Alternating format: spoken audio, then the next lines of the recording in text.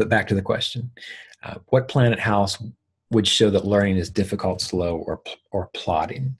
Again, this is one of those things that there are all different ways of seeing that.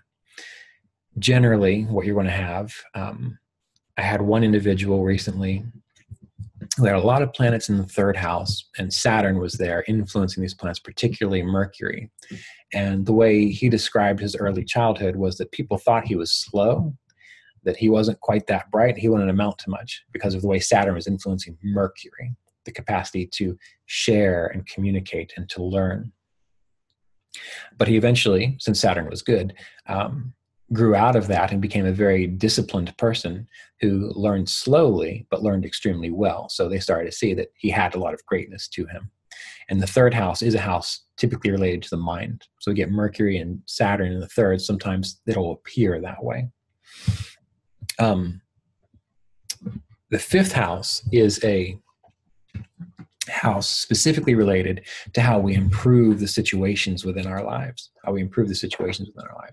So oftentimes you'll think a person is slow or just not listening or doesn't have a lot of capacity when you get maybe Saturn, Moon, Mercury, Saturn, Jupiter in the fifth house, because you'll tell them something and they'll act like you didn't tell them at all. I had another client recently who asked me all these questions about how to improve their life situation. In the fifth house, there was a lot going on in the fifth house. Saturn was there, Jupiter was there, Mercury was there.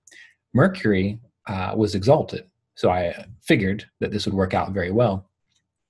But after I gave all the information, I was very specific. Those of you who've had sessions with me know that I don't just give generalized ideas about things. I give very specific things that a person needs to do. Now, given they're not easy things, they're more personal development things, the more things that take inner reflection and a bit harder work. But I gave very specific things. I repeated them multiple times. And then I got this email from this individual saying, yeah, but this aspect with my family, this aspect with children, like this makes me really sad. This is very important for me. What can I do? And I stopped a minute and I thought about what I told them. I'm pretty sure I told them exactly what to do. And my initial response was, well, go back and listen to the recording and then tell me what I said. But I didn't because she's got the recording. She can choose to do that if she wants. And I just simply affirmed that she has the capacity to do what needs to be done. She just has to do the work. And of course, the response came back, yeah, but what about? And that can make a person seem like they've got some kind of difficulty learning or hearing things. But really what's happening there is they've got difficulty improving their situation. And sometimes when a person does the same thing over and over again, doesn't know how to improve their situation, it seems like there's some kind of debilitation there with learning or things of that nature. So we have to she's an extremely smart person.